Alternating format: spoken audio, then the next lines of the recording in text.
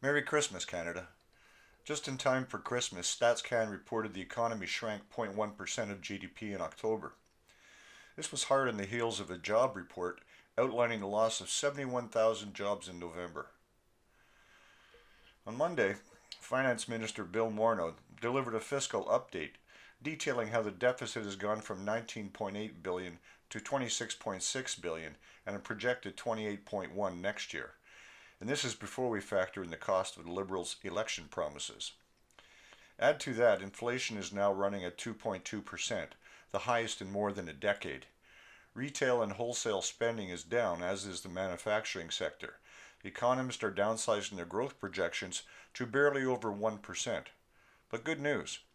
In a year-end interview with CTV's Lisa LaFlamme before jetting off to Costa Rica, the Prime Minister said he disagrees with the economists who are sounding the alarm on the Canadian economy.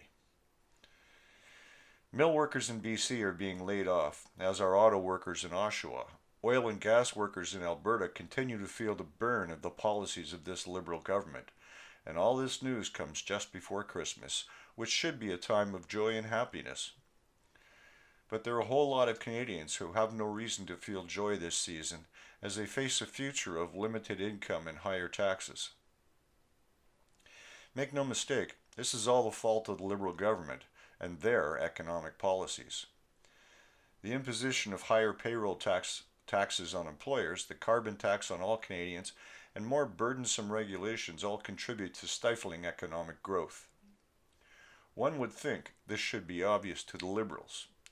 One need only look at our neighbor to the south to see the effect of lowering taxes, eliminating needless red tape, and getting out of the way of business. The U.S. has the lowest unemployment rate they have had in 50 years, and an economy with a GDP growing between 2.6 and 4%. Meanwhile, the Prime Minister was flown to Costa Rica on taxpayers' dime. The plane he was flown on returned empty to Canada. It will have to deadhead back there to pick him and his entourage up at the end of his latest holiday. Carbon footprint be damned. How dare you! Morneau, on the other hand, was busy chastising conservatives who were warning Canadians of the real dangers of a recession. The economic red flags are not good, and neither Trudeau nor Morneau seem to care. Merry Christmas, Canada.